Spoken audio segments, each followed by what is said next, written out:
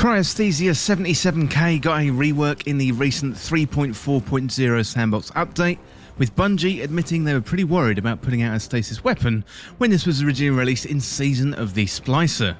Well, stasis has been through numerous balance patches, and the Sandbox isn't dominated by stasis as it once was. Well, today I'm going to have a closer look at the Cryothesia 77k and try to answer the question, is it good now? Well, if you're new around here or find this useful, don't forget to hit that subscribe button down below for all the latest Destiny 2 content and turn on notifications by hitting that bell. And roughly 98% of viewers who watch This Week in Video Games aren't subscribed, so subscribe today and never miss an update.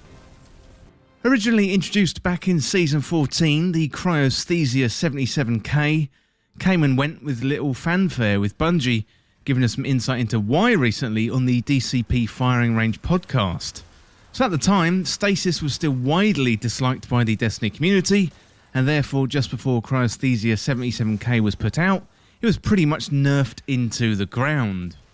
Well, Bungie has since balanced out the Sandbox pretty well, nerfing stasis numerous times so it doesn't feel so oppressive in PvP, but it manages to retain its power and the fantasy of freezing opponents in PvE game modes. Well, here's what Bungie said about it in their weekly update before the balance patch. So given the state of stasis in PvP at the start of Season 14, we deliberately shipped this weapon in a weak state, which almost physically hurt us, but was the right decision, so not wanting to contribute to the overall problem. Well, now that we've had more time to evaluate the state of the Sandbox, we've reworked this exotic to address its weakness in PvE, specifically the following pain point, so the fire on release with a charged trigger, and losing all ammo on firing the freezing shot. Well, let's have a look at the changes made in the 3.4.0 update. So they've removed the variable trigger completely, and now it fires on trigger press instead of release, and that's going to make it feel much more responsive. The charge shot moved to a special reload, so getting a kill with a sidearm enables the access to the special reload. And once the charge shot is fired, the weapon reverts to a standard sidearm fire, and that does not cost your entire magazine. And finally, the charge shot now deals AoE damage, and that freezes AI and slows players, and direct hits still freeze. Well, those are the changes, but how does it play? Plus, is Cryothesia 77k good now? Well, the answer is it's better, but it's still not great.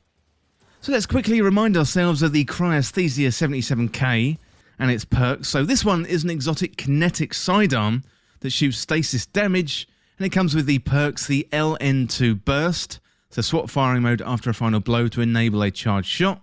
And then you've got the liquid cooling, so direct hits by charged shot instantly freeze the target, and indirect hits freeze combatants and slow enemy guardians. Well, the Cryothesia 77k is definitely better now. It's easier to use, and you have the benefit of not losing the entire magazine when you use the charged shot. Now that was just silly, and it's a massive positive that the feature has been removed. Now this weapon also uses primary ammo, which given the recent Sandbox changes in Season of the Lost means you've got infinite ammo now, whereas a comparable kinetic stasis weapon like Aga's Scepter, well, that uses special ammo, so you do tend to run out when you're running around in PvE or PvP. Well, another big change in the 3.4.0 update is the area of effect damage, making this pretty potent in PvE. Now, I don't think this is going to be game-changing, but the area of effect does have a nice utility, and we also have the Unstoppable Sidearm mod this season, making sidearms viable in Legend and Master PvE modes. However, it's really difficult to compete against something like Particle Deconstruction and Unstoppable Fusions, unless you're looking to save energy points in your armor, as the sidearm mod is a little bit cheaper. Also, we got the Charge with Light mod surprise attack as well, so if you want to boost that sidearm damage, then you can do with a Charge with Light mod. Now, one more feature to think about with the Cryothesia 77k is the artifact mod Focusing Lens. So you can run a light subclass and use the alternate firing mode on Cryothesia 77k and inflict the stasis damage, and then you'll get bonus damage for your light abilities and your supers. So therefore, it's a good idea before you pop your super, if you want to bust out the Cryothesia 77k, get off that stasis shot. That's going to activate Focusing Lens, and then you're going to get even more damage for your light abilities and also your super damage. And this is going to work really well if you've got a big damage super. So overall, Cryothesia 77k is better, so specifically with the AoE freeze and the ease of use overall. As with many other stasis weapons, it's all about the build that you put together with the aspects, the fragments, the exotic armor, and the mods, So on its own, it's nothing special, but if you spec into a particular build with your stasis subclass, it could be a winner. So something like Whisper of Chains or Whisper of Rhyme, they're both excellent choices. And also if you're a warlock, you've got the Ice Flare bolts, they are a fantastic choice, as you can chain together freezes. Cryothesia was begging for a rework, especially given the popularity of the newer stasis weapons like Ice Luna, Fractathist, Vulpecula, and also Peace Bond, which is also another sidearm.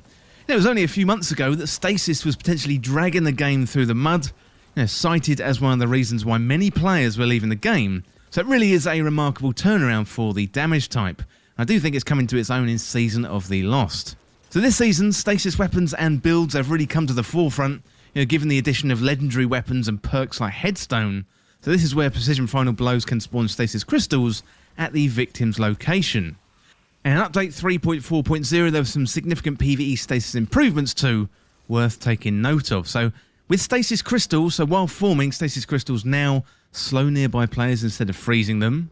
They still freeze PvE combatants while forming, so it's really good that Bungie have kind of separated out those sandboxes between PvE and PvP. So looking at PvE, so they've increased the crystal detonation damage versus PvE combatants by about 60%, and they've also increased the crystal detonation radius from 6 meters to 8 meters. So looking at the Whisper of Chains, they've increased the damage reduction versus PvE combatants from 25% to 40%.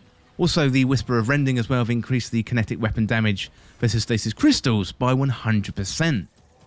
Well, Cryothesia 77k now can at least compete with other stasis weapons, and notable ones I can think of are Agaceptor, Ice Luna, and Peace Bond. What I would do is experiment with a few builds and see what you like, and I've got 2 themes. So first of all, pick a light subclass that you like, throw on Cryothesia 77k in the kinetic slot, and then either use Reed's Regret or Zephyr in the power slot, so that's a linear fusion rifle or a sword respectively. Then you can make sure you've got focusing lens and try that on for size and check out the extra damage to your light subclass abilities and your supers. Or alternatively, you can experiment with some stasis subclass builds and different aspects and fragments. So as I said before, Whisper of Chains and Whisper of Rhyme, they're a good place to start. And you've also got some good artifact mods this season that benefit from stasis damage, so test them out too and see what works for you and your playstyle. I'm mainly a PvE player, so I've been putting together builds for PvE. Currently it's not great for endgame PvE like Grandmaster Nightfalls or activities similar to that. It's going to be hard for Cryothesia to either replace Sleeper Simulant, Vex Mythoclast, Le Monarch or Trinity Ghoul. However, it's really good for making fun builds that are suitable for going into legend activities. Well, let me know down in the comments what you think about the Cryothesia 77k, and what do you think about the rework? Well, that is it for this look at the Cryothesia 77k in Destiny 2, and as always, thank you so much for watching. For more Destiny 2 content like this, hit that subscribe button down below and subscribe to This Week in Video Games. If you want to join the community, check out the Discord link in the description, or you can follow me on Twitter at TWIVG Podcast. If you enjoyed this video and found it useful, liking and sharing the video would really help me out. Otherwise, check out the other videos on the channel. Well, thanks again. I'll see you soon.